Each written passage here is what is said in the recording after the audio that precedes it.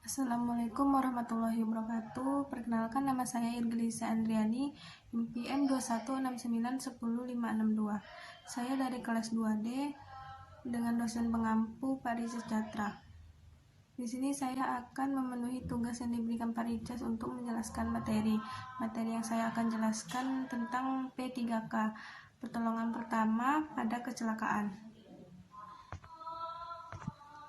Baiklah, saya akan membacakan materi yaitu pertolongan pertama pada kecelakaan, atau bisa disebut dengan P3K. Pertolongan pertama pada kecelakaan P3K adalah upaya pertolongan dan perawatan sementara pada korban kecelakaan sebelum mendapat pertolongan yang lebih sempurna dari dokter atau paramedik. Ini berarti pertolongan tersebut bukan sebagai pengobatan atau penanganan yang sempurna, tetapi hanyalah berupa pertolongan sementara yang dilaksanakan oleh petugas P3K, petugas medik atau orang awam yang pertama kali melihat korban. Pemberian pertolongan harus secara cepat dan tepat dengan menggunakan sarana prasarana yang ada di tempat kejadian. Tindakan P3K yang dilakukan dengan benar akan mengurangi cacat atau penderitaan dan bahkan menyelamatkan korban dari kematian. Tetapi, bila tindakan P3K dilakukan tidak baik, malah bisa memperburuk akibat kecelakaan, bahkan menimbulkan kematian. Pertolongan pertama pada kecelakaan sifatnya sementara, artinya kita harus tetap membawa korban ke dokter atau rumah sakit terdekat untuk pertolongan lebih lanjut dan intensif, dan memastikan korban mendapatkan pertolongan yang dibutuhkannya. Pelaksanaan P3K. Sebelum melaksanakan tindakan P3K, maka perlu dilakukan tahapan awal sebelum P3K, yaitu yang pertama, penolong mengutamakan diri sendiri. Maksudnya di situ yaitu memastikan penolong telah aman dari bahaya. Yang kedua, amankan korban terlebih dahulu. Evakuasi atau pindahkan korban ke tempat yang lebih aman dan nyaman. Yang ketiga, tandai tempat kejadian jika diperlukan untuk mencegah adanya korban selanjutnya. Biasanya bisa digunakan dengan menandainya dengan ranting ataupun pakaian yang tidak layak untuk dipakai. Yang keempat, usahakan menghubungi tim medis terlebih dahulu. Yang keenam, tindakan P3K atau bisa menggunakan obat-obat yang ada di kotak P3K tersebut. Teknik dalam prioritas P3K. Urutan tindakan secara umum yaitu cari keterangan penyebab kecelakaan yang terjadi pada korban. Amankan korban dari tempat berbahaya. Perhatikan keadaan umum korban. Bisa memperhatikan gangguan pernapasan, pendarahan, dan kesadaran pada korban. Segera lakukan pertolongan lebih lanjut dengan sarana yang tersedia.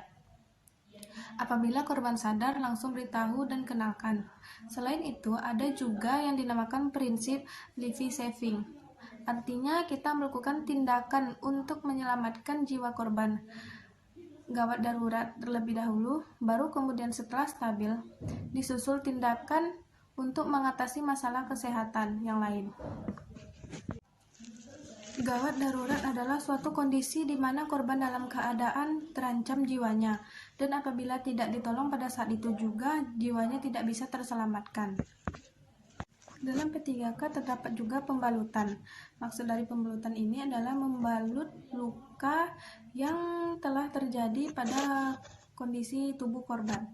Teknik ini biasanya digunakan untuk meringankan rasa sakit pada tubuh korban dan menutup luka agar tidak terkena cahaya, debu atau kotoran dan lain-lain, serta melakukan tekanan, mengurangi atau mencegah pembengkakan atau infeksi yang berkelanjutan, membatasi pergerakan pada korban.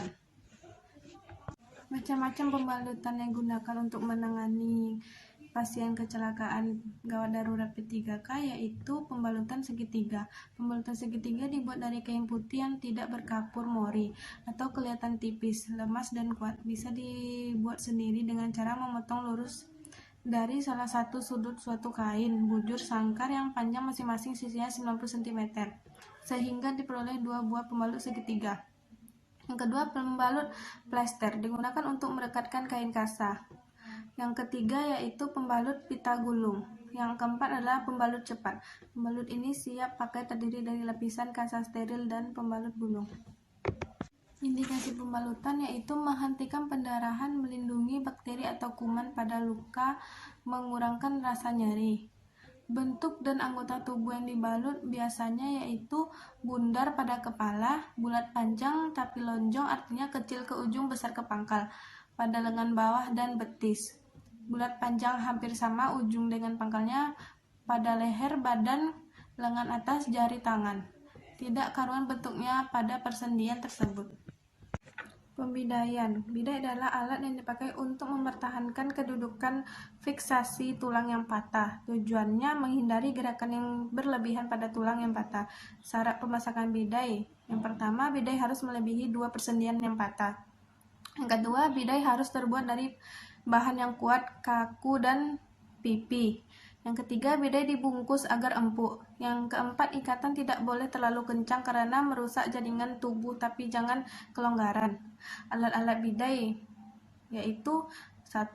Papan, bambu, dahan. Yang kedua, anggota badan sendiri. Yang ketiga, karton, majalah, kain. Yang keempat, bantal guling, selimut. Pernapasan buatan sering disebut bantuan hidup dasar BHD atau resusitasi jantung paru. RJP intinya adalah melakukan oksigensi darurat, dilakukan pada kecelakaan, tersedak, tenggelam, sengatan listrik, penderita tak sadarkan diri, menghirup gas, dan kurangnya oksigen pada tubuh. Baiklah, mungkin hanya itu yang saya dapat jelaskan materi tentang P3K.